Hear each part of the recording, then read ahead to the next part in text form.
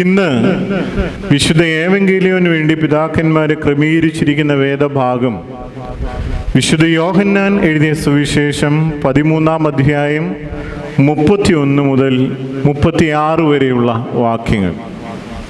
ആഴമായ പല സന്ദേശങ്ങളും അതിലുണ്ടെങ്കിലും ഏറ്റവും അവസാനമായി നൽകപ്പെട്ട ഒരു സന്ദേശം മാത്രം നിങ്ങളുടെ ശ്രദ്ധയിലേക്ക് കൊണ്ടുവന്ന് ഞാൻ എൻ്റെ കടമയിൽ നിന്ന് വിരമിക്കും.